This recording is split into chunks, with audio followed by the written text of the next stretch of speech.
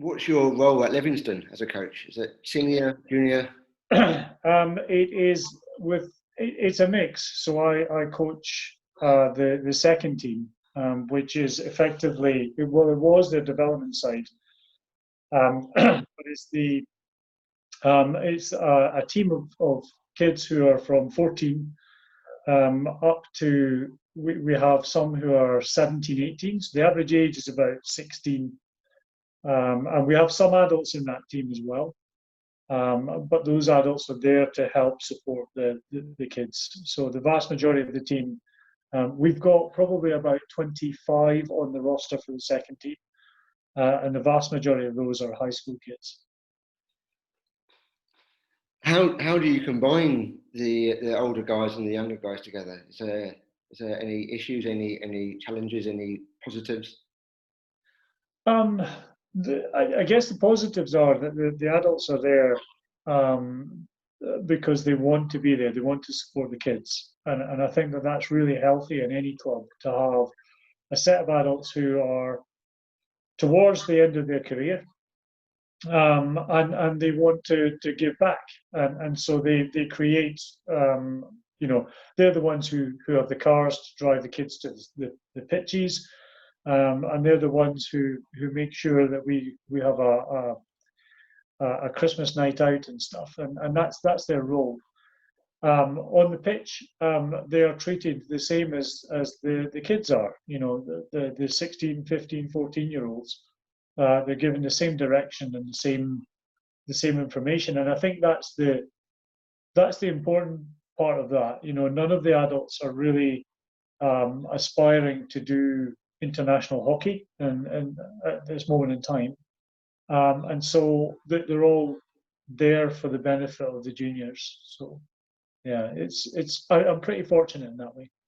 Is there an element of room for the younger players to grow up and mature in that respect?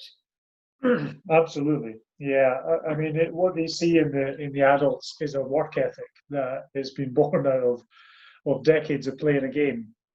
And they do look to those adults for guidance. The thing that we try and avoid, the thing I try and avoid, is a culture where they use them as a crutch. So if they're not there, for example, they don't need them. But when they are there, they can lean on them, make sure that they can go to them for guidance. And of course, when we're having our coaching points, the adults are quite keen to be vocal and are quite keen to help support the kids have their own voice and their opinions when we're playing. So, how much room for leadership is there for the teenagers? Lots, actually. All of the captains are none of the adults, so it's the juniors who are the captains. They do a co-captain thing. So there's in order to make it easy for them, one takes on the captaincy for the first half of the season, and then one takes on the captaincy for the second half. And they both go to the committee meetings, and they both represent the club. They represent the team. So yeah. I've the last couple of years or so, I've become quite keen on captaincy groups. We have 3 people doing it and sort of rotating the matches. Oh, that's a good idea. Yeah. Yeah, I saw the GB men's senior team do it a couple of years ago. I thought, ooh, it's shared responsibility. It definitely takes the burden off one person, because I mean, as a captain, at grassroots level and at amateur level, those are the people who. It's the job nobody wants, right? It's the job where you're having to chase up an umpire, make sure the pitch is booked, make sure that your team is available on the Saturday, and make sure that they've, you're the one that's representing the club, right? And so that responsibility on a young person is quite daunting, particularly when you've got people who are older than you. And as a group, I guess it's much easier to take on that burden and still look after your own game, because when you're on the pitch, you are the person that the umpire speaks to, and you're the person that is, in theory, the one who people will look up to. And so, to make them feel a bit more comfortable, there are more than one. So it's nice. One aspect, it's a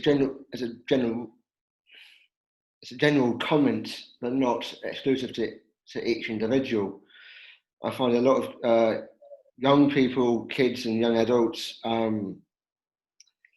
they're used to having the teachers tell them what to do in school, their parents tell them what to do at home, the coach tell them what to do in the clubs.